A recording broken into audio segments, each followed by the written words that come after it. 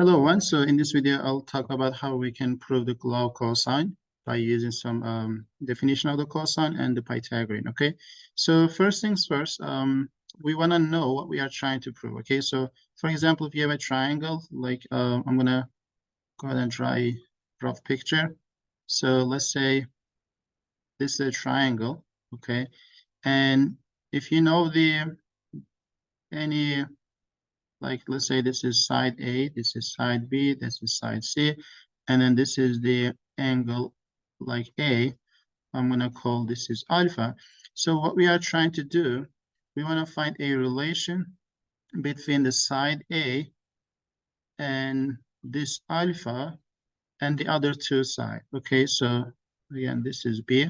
So, and then the relation will be look like this. A to the second power equals B to the second power plus C to the second power minus 2 times B times C times cosine alpha.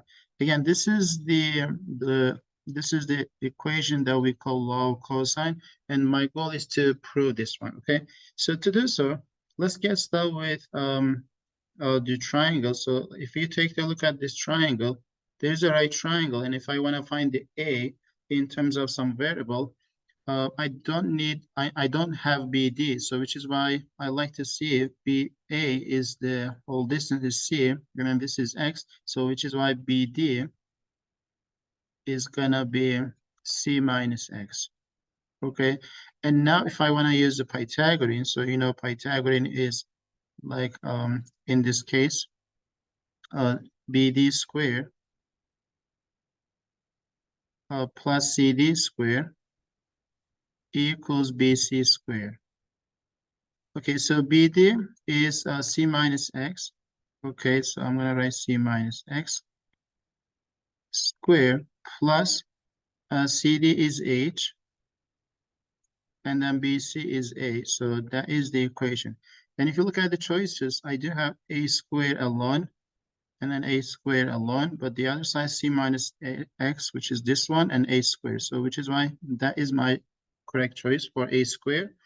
And now it says use the part A, part 1 to fill this blank. So what we have now, we had A squared, right? Equals C minus X to the second power plus A squared.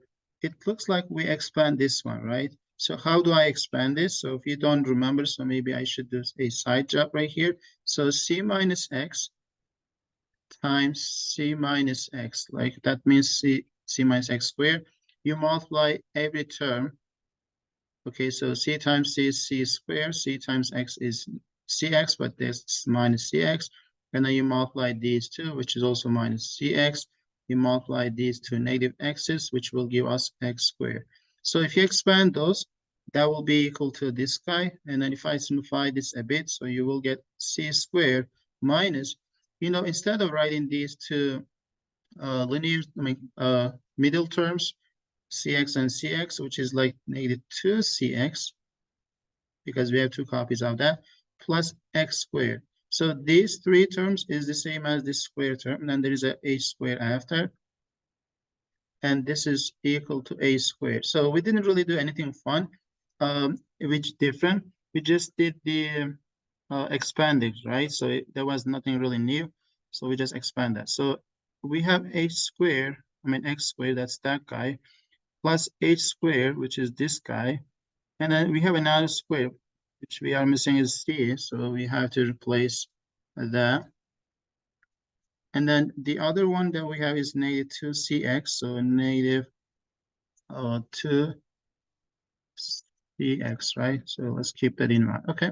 So we got that piece. So use part 3, use Pythagorean to find B squared. It's kind of part A, but now we are going to use the other triangle. So if I want to use this triangle now to apply my Pythagorean, so that should be like CD squared plus DA squared equals AC squared. So CD is H, and then AD is X, and then AC is B.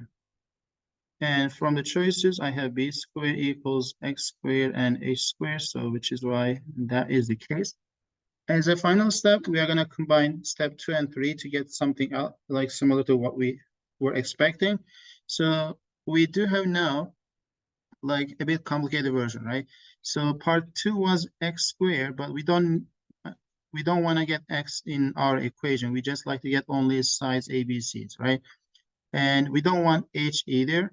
So, but I do know x squared and plus h squared as a whole equals something that we can actually replace with. So these two was right here equal to b squared. So which is why instead of writing these two as a sum, we can replace that as just b squared in our final step. So let's do that. So that's the b squared. And now we have another square term, which is c squared, which we like to have because I like to get an equation in terms of ABC. And now we do need to expect b times c. We have c already, but there's x right here, right? Which we don't know, we don't like to get x. So we like to change x with something else. Something else what? It's gonna be b, right? B times cosine alpha, which is something we have to look at our figure and see if there's a way to get them. So let's try that as well. So what we can do, we are looking for this angle A, so which is this angle, and I don't like the x, right? So this is x, which is my adjacent side, and opposite is this one, and then this is the hypotenuse. So if I take the cosine of the angle A, so let's go ahead and do that. Cosine A equals adjacent side is x, because that's the definition of the cosine, over hypotenuse, which is b. And in this equation, I like to replace x with something in terms of b, right? And if I multiply both sides by b, so then x would be b times cosine A. And now we can replace that with this x. If I replace x with the b times cosine A in this case, then all will be done. So 2 times c, okay, times, instead of x, I can write, that was c. And then instead of x, I will write b times cosine A, okay? And that should be my final answer. Maybe I should write a multiplication as well, but I think it doesn't matter, okay?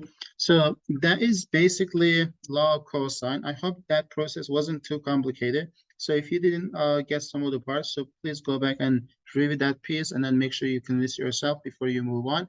In this proof, we just use the definition of cosine as well as the Pythagorean theorem, okay? That is the only two things that we just used.